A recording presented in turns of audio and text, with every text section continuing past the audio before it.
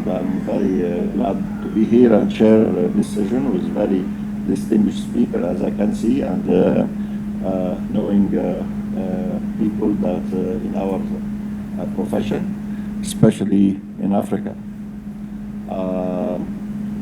We have the privilege, as we discussed very briefly now, to extend this session a little bit in order to give the presenters ample of time to give their speech. So each one of you will have the 15 minutes. So we'll extend beyond the 45 minutes allowed because there is no session after us. Since we are going to discuss among each other, so we have the privilege to do it. So,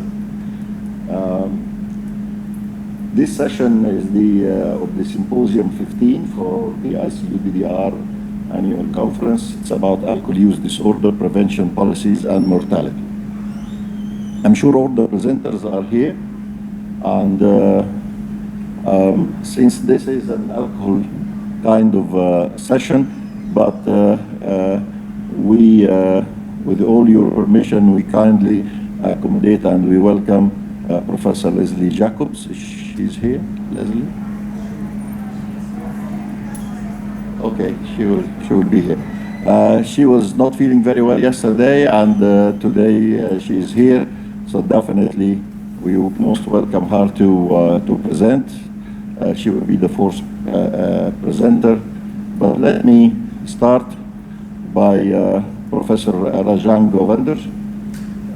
He will present the pre- and post-COVID reflections, examination of the role of alcohol use in heightened risk, mortality, and morbidity, multiple study, empirical evidence from South Africa. The very beautiful Cape Town, which I visited twice. Professor Rajen Govender is based in Nelson Mandela School of Public Governance, University of Cape Town. He's also a professor extraordinaire at the Institute of Social Health Science, University of South Africa. His current work focuses on epidemiological approaches to modeling of vulnerability and increased risk for morbidity and mortality due to violence and injury in at-risk community subpopulations. He has published extensively on the role of alcohol and substance use in risk for violence, victimization, and injury, and increased risk of HIV infections and reinfections. He holds an MA in psychology from New York University and MA and PhD in psychology from University of California at Los Angeles. Professor Govender.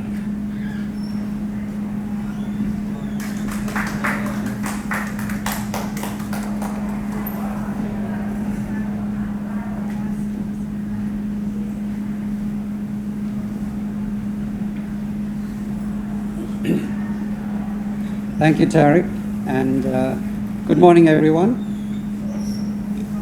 Thank you for attending.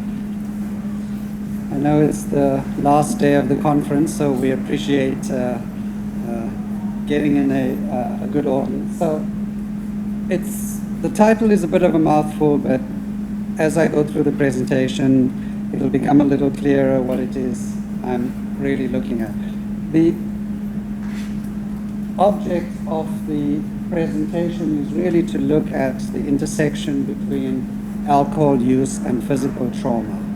And physical trauma can come as a result of two things, from violence, which is intentional trauma, and from accidents, which is unintentional trauma. So what I was really interested in looking at, a lot of my research focuses on how alcohol use increases the risk for trauma from violence and from injury. So the more likely you are to consume alcohol, the more likely you are to actually suffer some form of trauma from injury or violence. And of late, we've been taking this into a new area, looking at how gender subjective norms actually play a role in increasing this risk.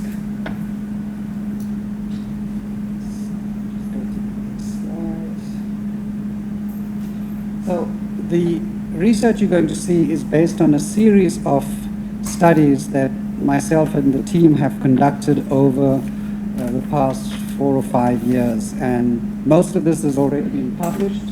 So the first 4 articles have already been published. The first one is under review at the moment, and we've produced a book as well on this. So this is all original empirical research we've undertaken in South Africa, looking at the role of alcohol in violence and trauma.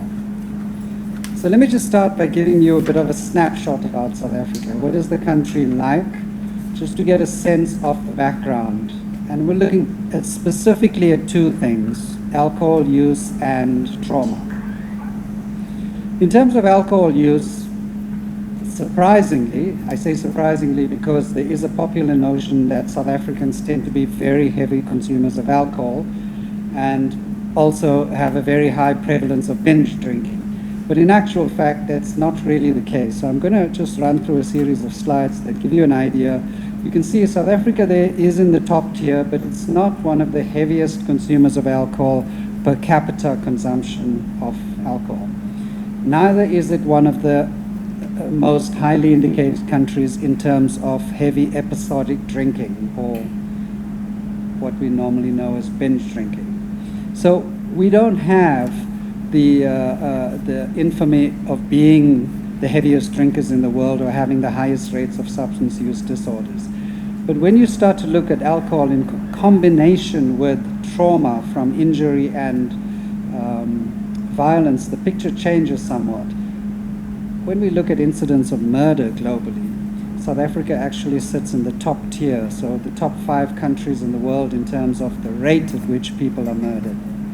If you look at the incidence of rape, it's a similar scenario as well. So when we look at incidences of violence in South Africa, we see South Africa as being one of the most violent countries in the world. The same is true for the rate of injury through accidents. So if you look at road fatalities globally, South Africa actually sits in the top tier as well, in the top 10%. But this picture gives you a clearer indication here. So what we see in the brown line is essentially the fatality rate globally, tracked over time from 2010 all the way projected to 2030. And you see a very clear linear downward trend. The blue line reflects South Africa's fatality rate. And what you can see in that is we are consistently above the global average. The only time we touched the global average was actually in 2020. That was during the hard lockdown of COVID. But immediately COVID ended and people got back onto the roads, that rocketed up again. So in a nutshell, South African society is characterized by very high rates of disease or morbidity and mortality, death from either injury or through violence.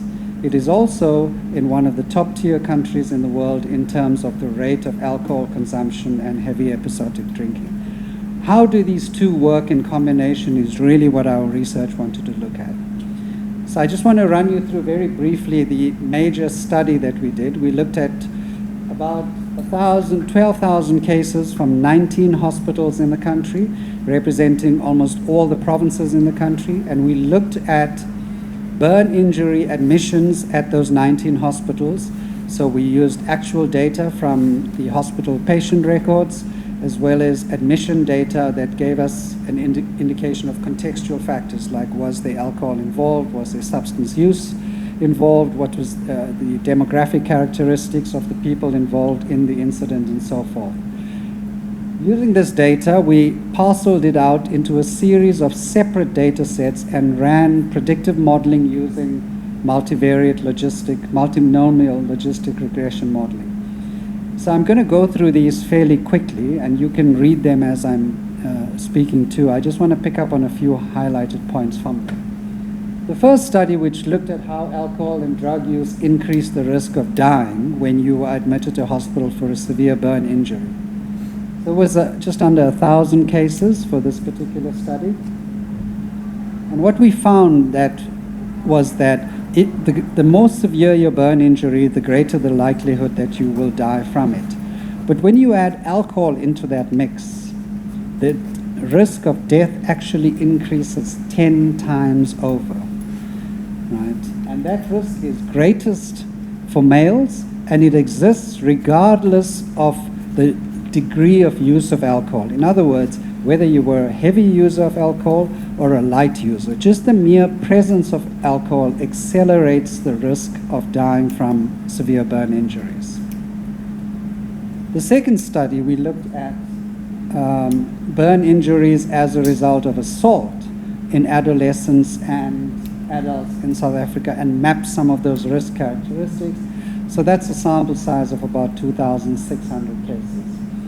And what we found here was that when you bring alcohol into the picture, after accounting for age, gender, type of burn injury, and the body area most affected, people are about 5 times more likely to actually be injured in an assault as a result of some violent act when alcohol is involved. So again, alcohol is an accelerator effect for increasing the rate for trauma. The effect is significant regardless of how much of alcohol is actually consumed, and the risk is greatest, once again, for men. The third study, we looked at children, and that's a sample of 1,300 cases. And we looked at some of the explanatory variables were the gender of the child, the type of burn, the degree of burn, and whether, again, alcohol was involved. Once more, when alcohol is actually involved in the incident where the injury took place, children have a 7 times greater likelihood of having suffered assault as opposed to some form of injury. That effect for alcohol persists despite how much of alcohol is consumed, and it is greatest for male children actually suffering this rate of trauma. The last one in the burn injury data set looks at 1,700 cases, and here we looked at it slightly differently. So rather than looking at your likelihood of being assaulted by somebody else, how likely are you to actually inflict self-harm by ingesting some form of harmful chemicals like detergents or industrial solvents or something like that? So we looked at gender, age cohort, and the presence of alcohol and paraffin and harmful chemicals, and we found that when alcohol was involved, people were 2 times more likely to actually engage in self-harm as compared to when alcohol was not there. So these four studies taken together with a fifth study. The fifth study actually is a 3-year retrospective study where we use national statistics from the Road Traffic Management Corporation to look at people who died in accidents. So we essentially only looked at fatal car crashes or traffic incidents. And we looked at the role that alcohol actually played in those. We found the following, that when driver intoxication was present through post-mortem investigation, there was a significantly elevated risk for the following things. Firstly, multi-victim crashes. So that's a crash where it's not just the driver, it's another motorist, it's a pedestrian, and it's passengers. So more people dying when alcohol is involved. Secondary, for male drivers. Thirdly, public transport passengers and pedestrians, typically who are driven by drivers who are male. Fourthly, for incidences of fatal crashes at night and during weekends, typically when alcohol consumption goes up. And then lastly, during non-vacation periods when people consume alcohol on the way home from work before they get home. So taken together, all of these studies have led us to believe that there's a significant presence for alcohol, regardless of the degree of use of alcohol. So the risk of injury or trauma from injury and violence is very high when alcohol is there. Alcohol has a compound effect, so sometimes the alcohol itself has a greater effect than the characteristics of the injury, and that's really important to note. And then thirdly, there was a significant gender effect, males more likely than women to go through this. How are we doing for time? 2 minutes, okay, all right. I'm going to skip through some of the COVID issues and just come back to, COVID was an ideal opportunity to look at what would happen if you implemented supply-side measures by imposing a ban on alcohol consumption and alcohol sale. And what we found in South Africa is that there are some potential benefits in the short term. Trauma admissions to hospitals decreased tremendously, so that was a bonus for the hospitals.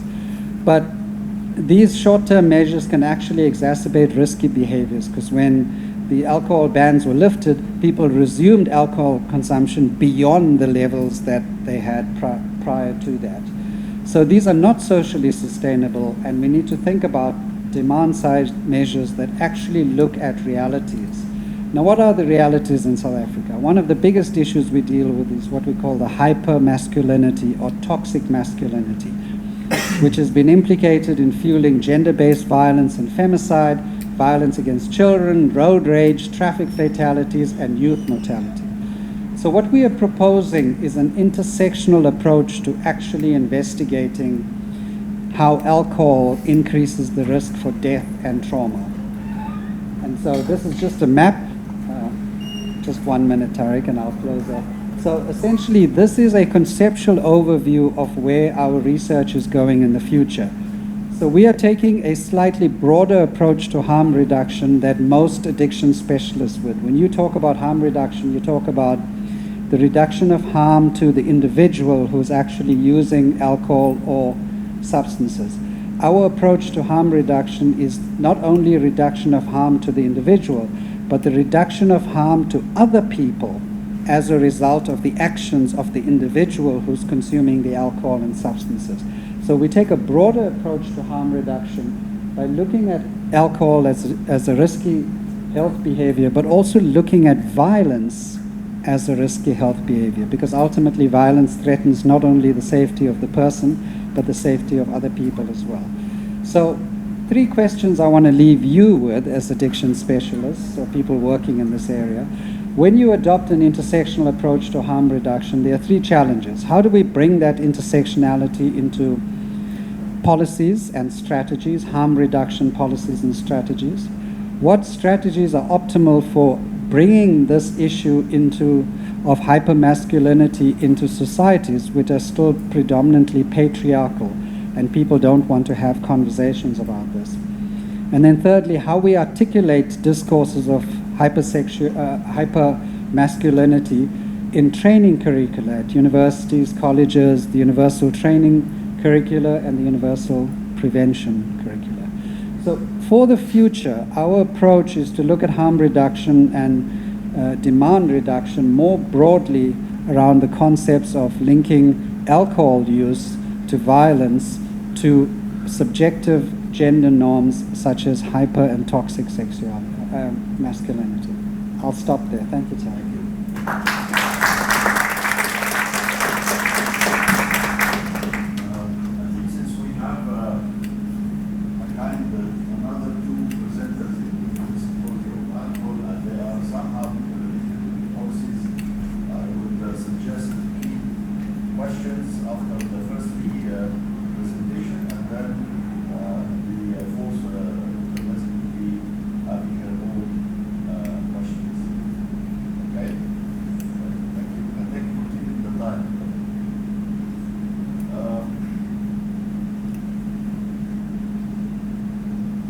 Second presenter is Mr. David Sidney Mangwegape. I hope I am pronouncing the name right.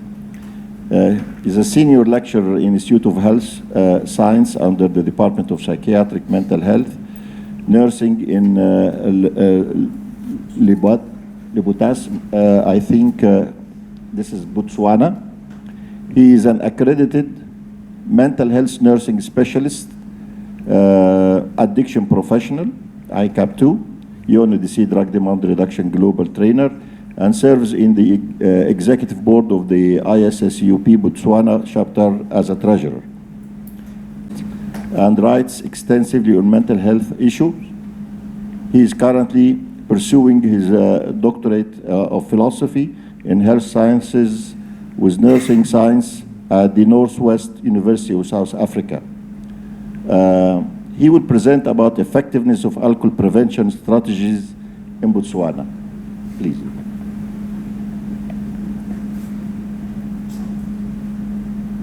Good morning, colleagues. Thank you, moderator. Like the moderator introduced, I'm David Sidney Mangwegape. I'm from Botswana.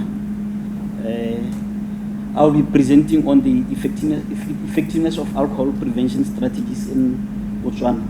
So this meta synthesis is basically was basically done because we want to develop our missing curriculum in order to integrate addiction issues. So basically we did this in order to see if the current strategies in Botswana are effective so that we can integrate that into the curriculum. So the presentation will go through this outline. Alcohol is a problem across the globe as there are 3 million deaths every year. Even in Botswana, substance use disorders, road traffic accidents and crime as related to substance alcohol use is a problem.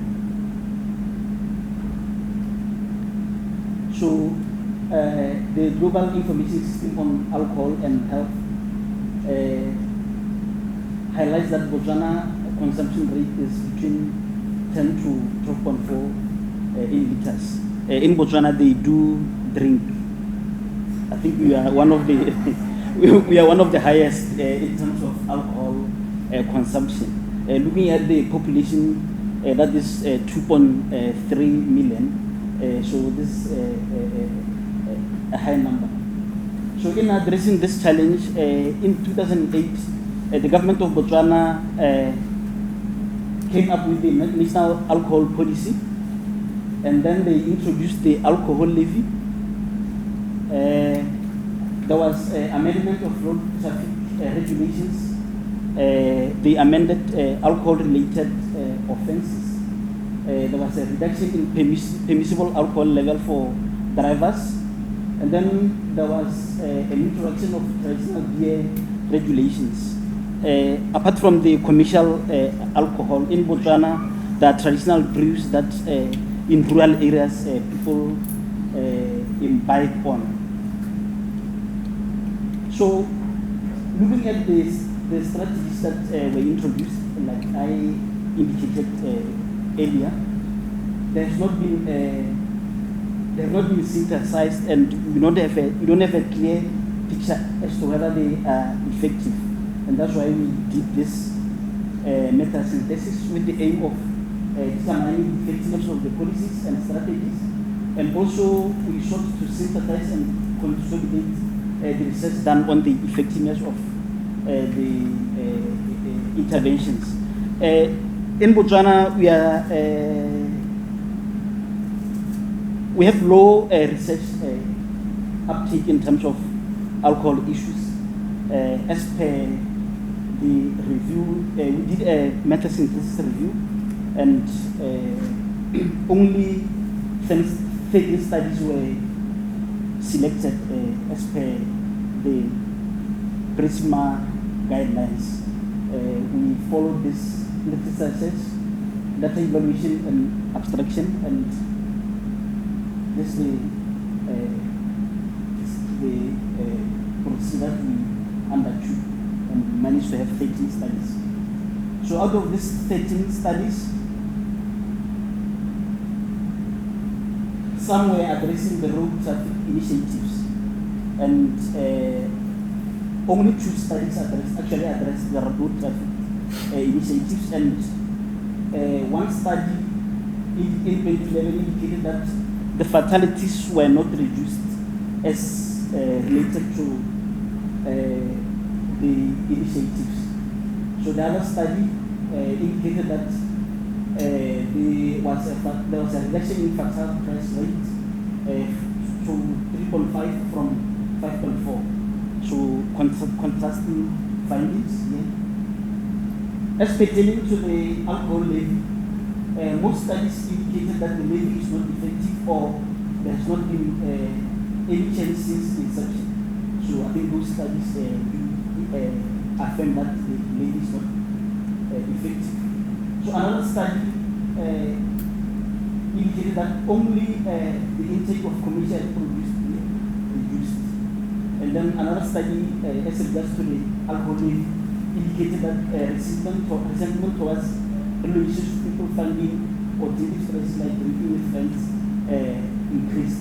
So people were actually resenting towards the alcohol levy, and they resorted to, because the prices were high, they resorted to drinking in groups so that they reduce the cost of procuring alcohol. So findings as regards to the alcohol policy, BIPA and Chit indicated that there was a lack of consultation in crafting the policy. So only the politicians drafted the policy without input from health professionals. The policy is not evidence-based as alluded to by Sebelo and Sigamba. The policy also is not the policy is also poorly implemented. So our findings are consistent with several studies that conclude that there is limited evidence of impactful alcohol regulation in lower to moderate income countries. So like you've seen the findings there, there's no evidence that the regulations have been impactful. The alcohol levy is found to be effective as alternative mitigating aids to counter price increase. So because people resort to other means to use alcohol, people resort to using traditional beer. So the alcohol levy is in that regard not effective. It is clear from our analysis that Botswana policies and legal frameworks have not dealt efficiently with the alcohol use problem. It is important for policymakers to always evaluate policies to determine their effectiveness. And we need to note that initially we didn't have trained addiction professionals. We started credentialing professionals from 2017. I think the first group credentialed in 2018, the second one in February 2023. So all these interventions, they have not been informed by the UTC training, UPC training. So I think if maybe after some few years we do more studies, they will tell a different picture, because currently we have now credential addiction professionals. So we need actually to do a study to fully investigate the effectiveness of the alcohol interventions. Most of these studies were done in what we term hotline meetings, where village elders congregate and give feedback to those that were conducting the studies, not the actual users, not the professionals. So most of the studies were done away from the health professionals, if I may put it that way. So it may be worthwhile to consider exploring the views of the public as far as the effectiveness of the policies is concerned. What next post the review? We've noted the gaps in the health system in addressing the alcohol-related problems. Health professionals, addiction professionals were not involved in the policy crafting. Evidence-based interventions were not utilized. So this now brings us to our missing curriculum, that we need actually to develop a curriculum that will address all these issues. We are currently revising and updating our advanced diploma in psychiatric mental health nursing curriculum to bachelor's degree level. So in this course we need to integrate UPC and UPC content. So we are currently doing a needs assessment and is stakeholder engagement for the university's curriculum. So I think the effectiveness of these strategies actually will inform us on what content to include in the curriculum. And these are the list of our references. End of presentation. Thank you for listening.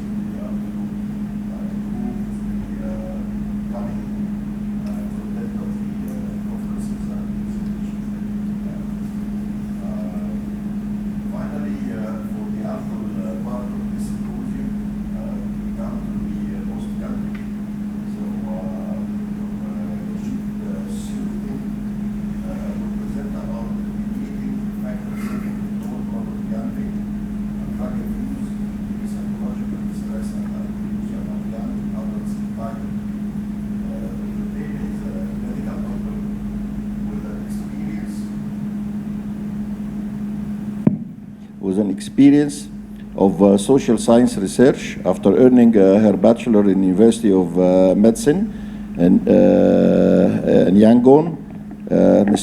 Ms. Tinn worked at the Myanmar Medical Council, a semi-governmental body, as an assistant head of office, assisted the safety and protection of healthcare professional within legal framework and facilitated technical cooperation with regional stakeholders in the international organizations.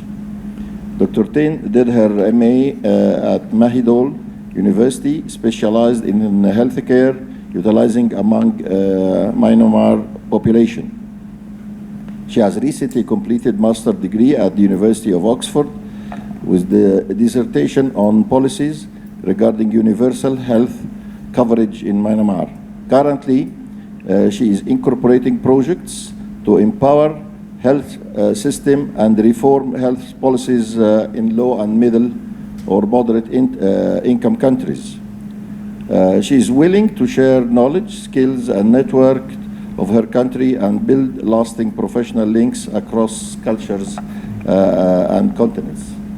So my name is Chit, and let me present our research on the mediating effects of self-control, problem gambling, and drug abuse between psychological distress and alcohol use among young adults in Thailand.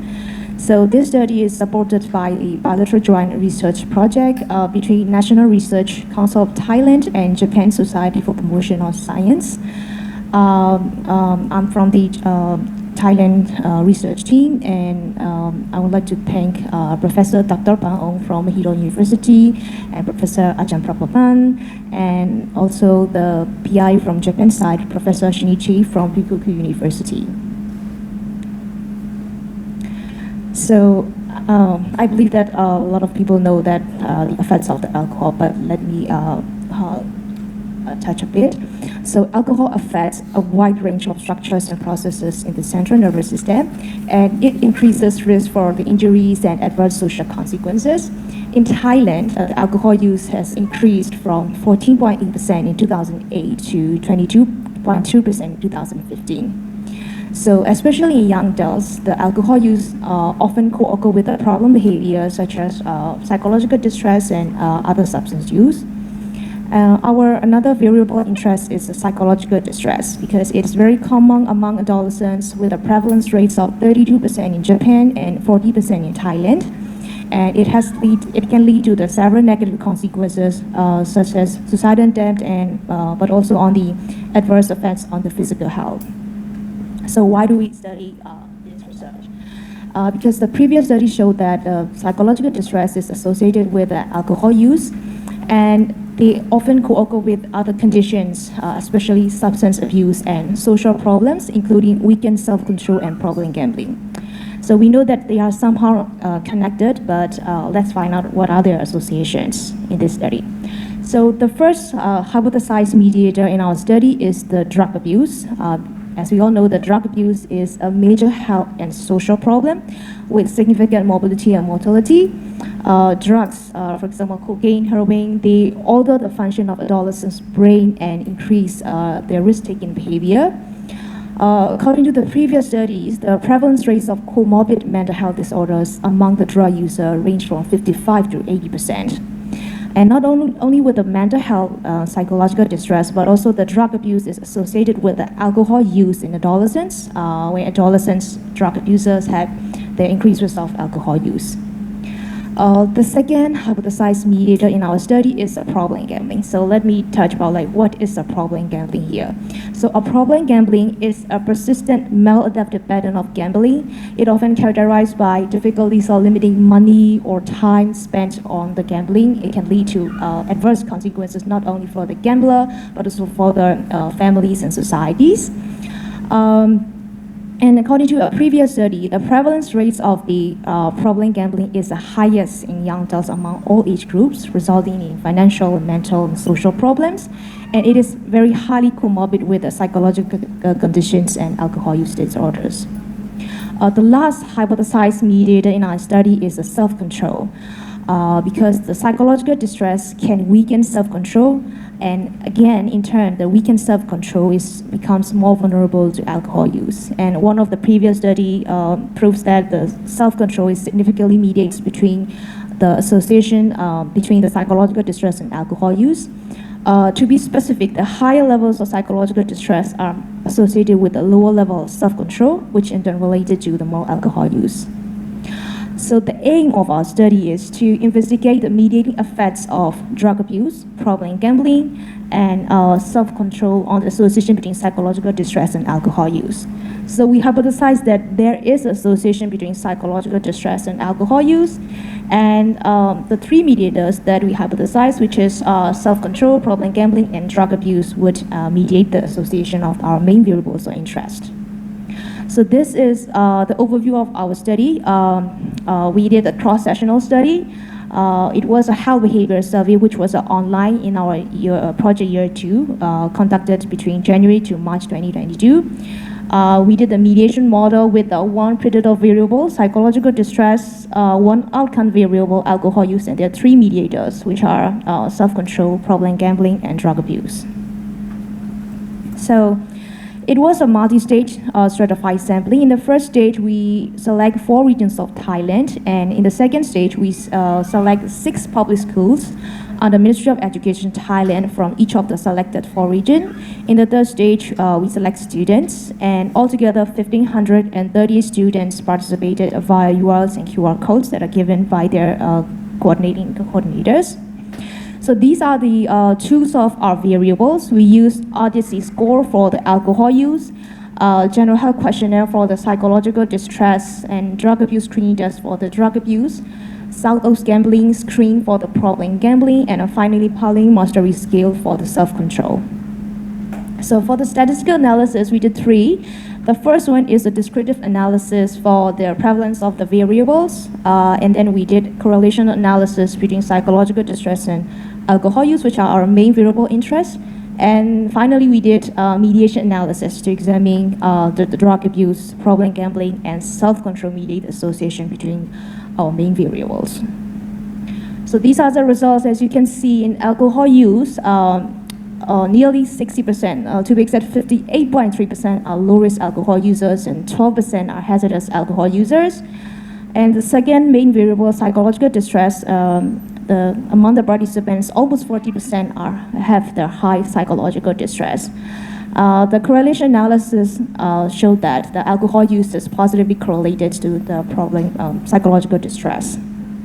So this is the results of the mediation model, and it is statistically significant, the model. So let's see the pathway C, which is the total effect of the psychological distress, which is a predictor variable to the outcome variable alcohol use, and it was statistically significant. And let's see the pathway C prime, the direct effect on the predictor variable on the outcome variable, while controlling mediators. The total effect is without considering mediators, and it is statistically significant. And let's see AB2, which is indirect effect with the mediator self-control. So it is the product of the A1, which is psychological distress and self-control, the relation, and B1 is a relation between the self-control and alcohol use, and it is statistically not significant. And let's see AB2, which is indirect effect of the mediator problem gambling. It is a product of the psychological relation between psychological distress and problem gambling, which is A2, and the relation between problem gambling and alcohol use, which is B2. And it is statistically significant. Finally, let's see AB3, which is indirect effect of the third mediator, drug abuse. It is the product of the relation between the psychological distress and drug abuse, and relation between the drug abuse and alcohol use, and it is statistically significant. So, according to our result, there is an association between psychological distress and alcohol use. Possible explanations could be the people's belief to cope the psychological distress with alcohol use, but the study showed that it can be just a short term, and people eventually tend to use more alcohol instead of decreasing psychological distress. Or it could be like shared etiological factors such as genetic predisposition, social influences, environmental factors, or the individual vulnerability. And we hypothesized all three mediators would mediate, but in our results, it was not only the problem gambling and drug abuse mediate the association, but not the self-control.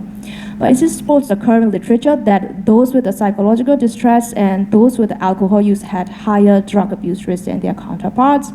And the problem gamblers had more psychological distress and alcohol use compared to their counterparts. So the possible explanations can be to enhance effects. For example, like people use drug to enhance effects of alcohol, or people use alcohol to enhance the effects of drug, or to manage the withdrawal problems. For example, people use drug to manage the withdrawal of the alcohol withdrawal symptoms. Or maybe as a coping mechanism, people gamble, people use drug to cope their psychological distress. Or finally, it can be shared risk factors such as social networks underlying vulnerabilities. So of course, our research is not without limitations. Due to the cross-sectional nature, we are unable to find out the causal relationship between our main variables. And there was definitely age range limitations because we study only young adults, not like the other age. And also because of the comparative study between the Thailand students and Japanese students, we do not know what is happening and like what are the results of those outside the educational institutions. And lastly, since it is a self-reported data, there can be socially desired answers. Let me wrap up. Just a takeaway message. So this, the main finding, there are two main findings. There is an association between psychological distress and alcohol use, which are our main variables, and the problem gambling and drug abuse mediates this association. So as a policy implications, when we look at the intervention strategies, the prevention strategies on alcohol use and psychological distress, we might look into the drug abuse and problem gambling because they are important mediators in this association. For the future research, for the better research, we should find out this mediating effect in a wider general population context with a wider age range, wider social context, and we should find out the underlying or shared conditions contributing to this association. I will stop here and thank you so much. You can email us for the more discussions.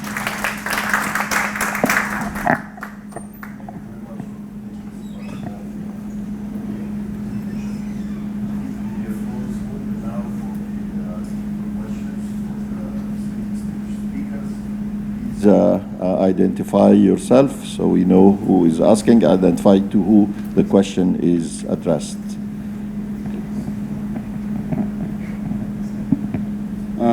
Good morning. Is it afternoon?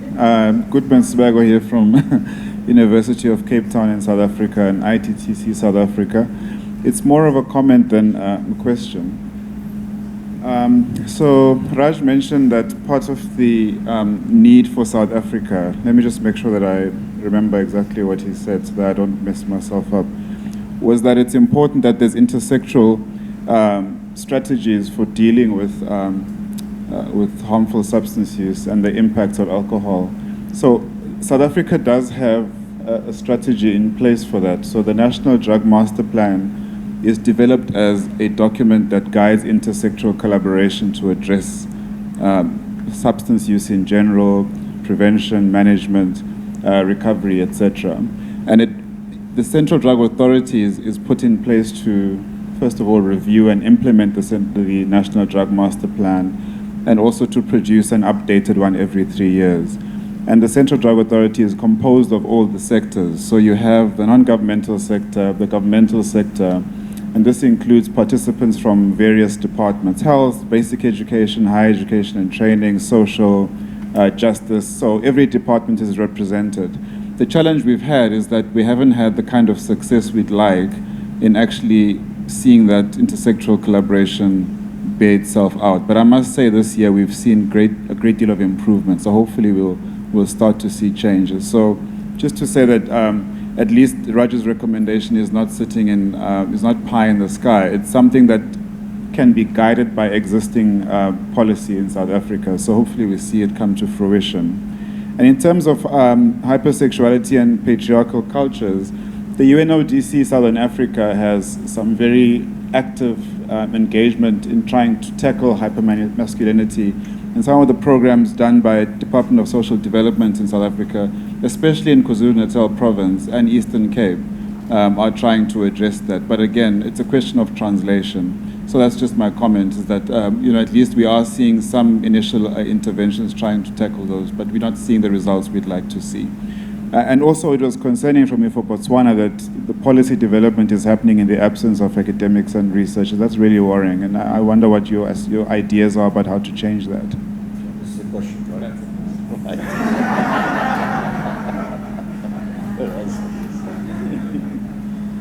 Thank you for the question.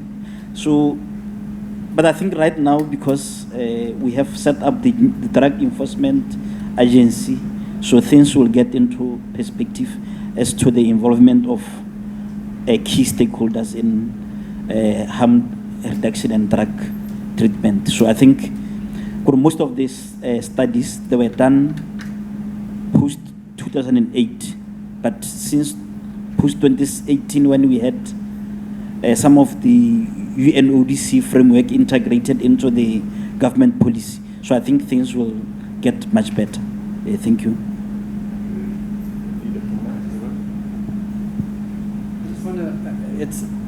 Goodman made a comment, but I just wanted to respond to that. So my focus wasn't on intersectorial approach. It was on an intersectional approach at the level of discourse. And I know about the National Drug Master Plan because I reviewed the evaluation of the master plan for the presidency. But what I noticed in that, and you would know from a reading, all of you who are familiar with it, is that we look at substance use and alcohol use often in isolation of cultural contexts and community subjective norms like hypermasculinity. We look at road traffic fatalities and injuries in South Africa completely devoid of discourses of hypermasculinity. Yet we talk about road rage and men who drive in a particular way compared to how women drive and so forth, etc. So I think what I'm arguing in my presentation is for a greater prominence of discourses of gender and masculinity in how we approach substance and alcohol use on the one hand and violence perpetration and violence victimization on the other hand. So that's where the intersectionality comes in. Thank you.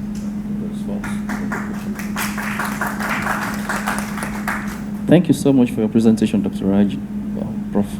Well, actually, oh, okay. My name is Peter Denibuyo from Nigeria. During the course of your presentation, I was just wondering about what will be happening in South Africa when you talk about trauma, accident. So, women, does it have any effect on women and children? We talk about family setting, when it comes to trauma, accident, and whatever. Okay. So, if you're asking specifically in terms of trauma from road traffic accidents, the most pronounced effect for women and children is as victims of trauma as a result of accidents that are typically perpetrated by male drivers. So that's a very strong effect that comes out. So we talk about men as being both victims and perpetrators because typically most drivers tend to be men. And often their own lives are at risk, but typically the lives of their passengers or pedestrians. So passengers and pedestrians make up about 65 to 70% of road deaths in South Africa. And those tend to be predominantly women and children. So the short answer is, yeah, the victims tend to be more disproportionately represented among women and children. Thank you. Sorry, please just give me one moment. Dr. David, your presentation, we were talking about policymakers, that they were not involving the practitioner, people working in those settings. Are you looking at it from the revenue they are gaining in terms of the money they are collecting from the government, from all those people? Is that the reason why they are not involving them? Or because if they involve them, they might likely look at it from a negative point of view, that all these things are not healthy for people. Does that mean that the policymakers are having a way of gaining some revenue from all these people? So initially when the alcohol policy was developed, it was under the Ministry of Trade. So it was more to collect the tax and levy. But later on, it was transferred under the Ministry of Health. So initially, it was more to collect revenue for the government, but without any evidence-based related to it. So I think because we are rebranding our ministry, like I've indicated that we have the Drug Enforcement Agency. I think all this, the misgivings from the presentations, will address them as we go on.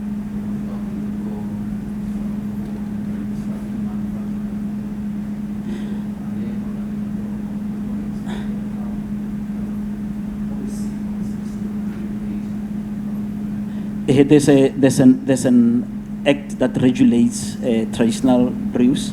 So even the time limit as to when they are sold, I think by 7 p.m. each and every depot that sells traditional beer is closed, unlike before when it was 24 hours. So even traditional beer is regulated. Thank you, sir. Thank you very much for the opportunity, and I want to appreciate the three presenters because you have Can you identify your name? Okay, sorry. Please, sorry for that. So my name is Beatrice Kathongo. I come from Kenya, Kenyatta University, Department of Psychology. I also coordinate the African region of ICUDDR. So I'm going to ask, I don't know whether I'm going to be asking questions or commenting in all the capacities. So I want to thank, closer? Okay. Yeah, you know, since COVID. All right, thank you. Yeah, so thank you very much. So first, in my country, we may not look like we have a lot of alcohol use, but we have a lot of binge drinking. We may not drink daily, but when we drink, we don't stop until the crate is over. So we have a very serious problem. In fact, our previous president said, he made a clarion call, let's make our country a working nation, not a drinking nation. So I have a lot of interest in what every one of you said. And from Professor Rajen, one of the things that you have actually taught me, and I want to take this back home, is that we can actually have everyone interested in this agenda of alcohol reduction by showing them how it connects to what they do every day. And I think that's the most powerful message, because back home, they think this is for you psychologists and counselors and everything. But I'm just seeing from your presentation that everyone has something to do about it. And I think you have modeled that through your statistical expertise, and that's where I'm coming in. I do hope that you're willing to come into Africa and build our capacity on how to just make use of data, because the police have a lot of data, hospitals have a lot of data. What I'm learning from your presentation, we just need to analyze that data beyond what we usually do, and that can then influence decision making and policy. So I do hope you can say yes to that on behalf of Africa. The next point is about policy from Botswana. It's interesting. In our country, we make a joke that we operate on some reverse psychology. If you keep telling people, don't pass here, they keep passing there. But if you tell them, don't pass here, no, if you tell them, pass here, then they wonder, what have you put there? So they go the other direction. So the issue of how we develop policy and thinking about our cultural mindsets, I think, is what I picked from your presentation. So we must involve communities and get their input into policy making. And finally, from the team, from Dr. Chit and team, I think it's interesting because a lot of times we only analyze an independent variable and a dependent variable, right?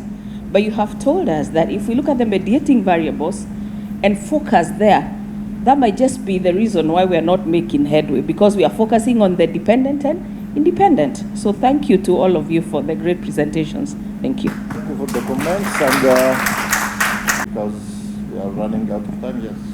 I just want to make a comment on the third presentation. I really enjoyed that, especially enjoyed the methodology for how you set up the equation analysis, like the structural equation problems, and also focuses on the equation analysis. Just to echo Beatrice's point that we can't only look at independent variables by intervening, which are typically the most important points of leverage for most analysis. We have the cause of something and we have an outcome. We can't impact the cause or the outcome as much as we can impact the variables that mediate relationships. I think for policy purposes, doing that kind of analysis is really important. So, thank you very much. For the questions and responses, I've been asked by the organizer to have a photo for the presenters and myself, but may I modulate it a little bit to keep the photo with all the people attending and questioning and having time to stay with us here, so we can have two photos if possible, okay? Right, thank you. The last but not least, Professor Leslie Jacobs. She's here? Yes. And I hope you're feeling better right now. Thank you. She's a doctorate in psychology from Stellenbosch University.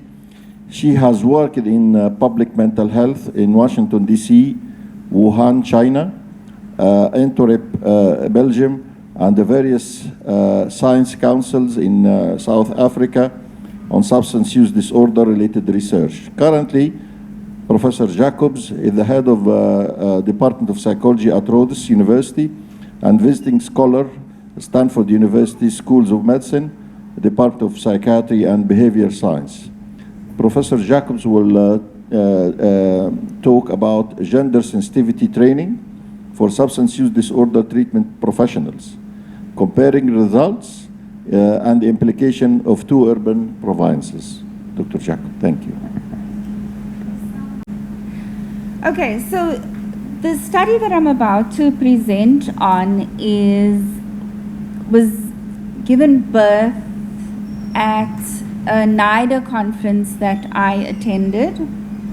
I spoke with a clinical social worker at this conference, and she told me that in America, social workers need to basically go for 3 weeks training on gender sensitivity or gender responsive healthcare. And I found that interesting because we don't have that sort of, gatekeeping at the Health Professionals Council of South Africa when we renew our license every year. So that is something that sort of, gave birth to this kind of research.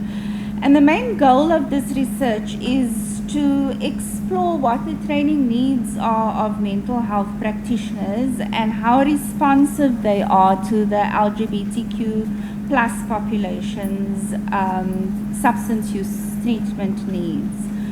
So this project that I'm going to be speaking about is a national project, and I currently, did this research in 5 out of the 9 provinces in South Africa.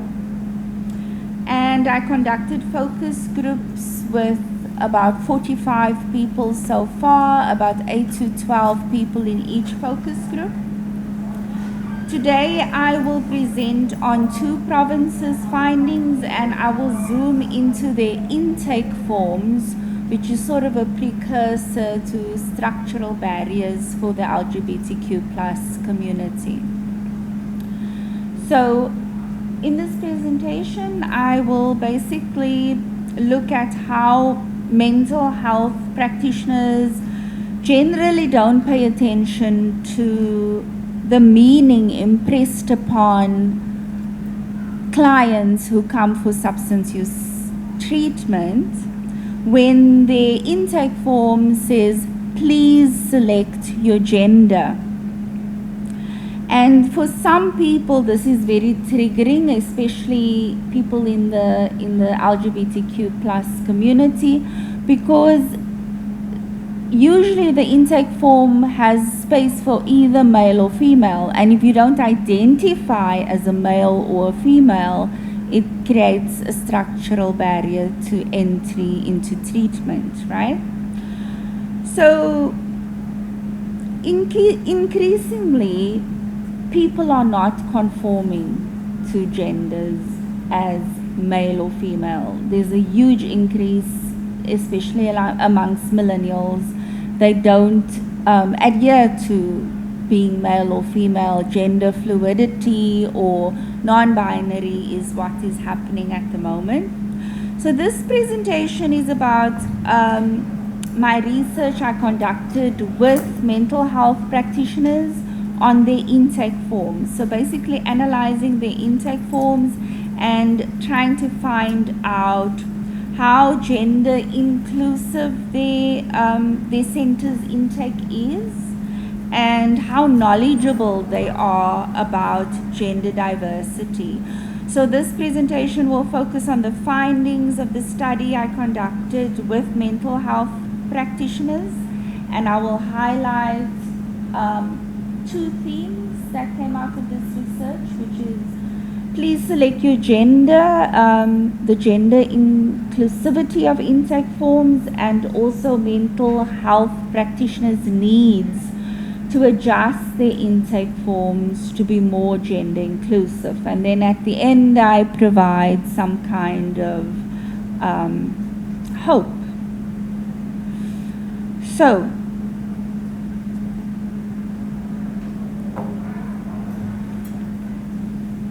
in South Africa, the South African Medical Research Council has a network of researchers, practitioners, and policymakers from 6 senatorial sites in South Africa who meet biannually, and they provide community-level public health surveillance information about substance use-related trends. This is called the South African Community Epidemiology Network on Drug Use, also known as SECENDU. SECENDU's form that they give to treatment centers does not include a section where people can state whether or not they're queer, whether they're lesbian, whether they're gay, so it's just basically male or female. This is a problem because in this slide you will note on the left-hand side an intake form. Yeah, this is a copy. I know it's not very clear, but this is a copy of an intake form where the red arrow shows a tick box, either male or female. This is not inclusive of gender diversity and has been matched by a rise of gender inclusion, especially in substance use disorder treatment centers. And so I'll just read a few excerpts of what these stakeholders said. So the SECENDU, let me see, where am I? Okay, so one participant in KwaZulu-Natal, in the KwaZulu-Natal province said, I think we should do that. So I basically asked, so how do you think we can include queer individuals or people who don't identify as male and female? And then one participant said, I think we can keep it black, but that's not what SECENDU wants. SECENDU has a particular form, which is this form you see, and there has to be either male or female TikTok.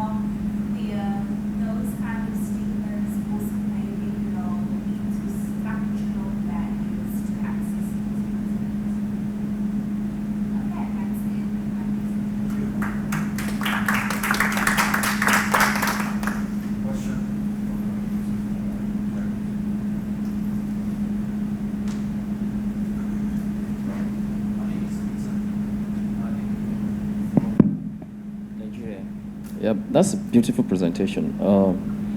Let me just comment ask question from your last slide, talking about stigma and discriminations and how it affects people that have substance use disorder. You recollect, or you might know, that many people were not trained. They use all these kind of names or language, and language also matters when it comes to issue of recovery and helping people that have substance use disorder. Okay, so is there anything you are doing to educate all the practitioners so that them, when this client comes to them, they should be able to be aware of all these languages as well, so that they will not be using those language on, on the clients. So is there any plan to bring together all the okay, let me put it now, the health provider, in able to understand how this language might have a negative effect or impact in the life of these people, so that when they understand and when you have time to train them, it definitely is going to bring about treatment outcome will be far better, because they don't want to be called those kind of name, young, thrown away, useless person like that. So if they know the better way of, calling them or referring to them, it's going to also help the client to be able to do well too. Thank you.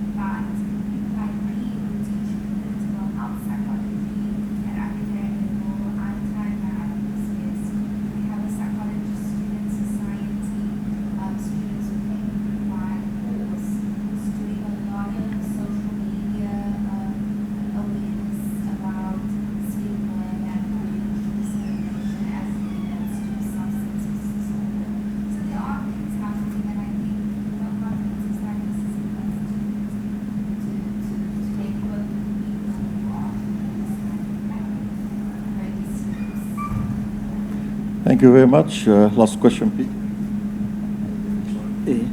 Thank you for the presentation. Mine is just a comment. So under the courses for Colombo Plan, there's a course called Intersection of SOGI, Sexual Minorities and Substance Use. So I think as a follow-up to her presentation, you can go into the course and learn more on treatment of individuals who are sexual minorities in relation to substance use disorders. Thank you very much. Thank you for attending.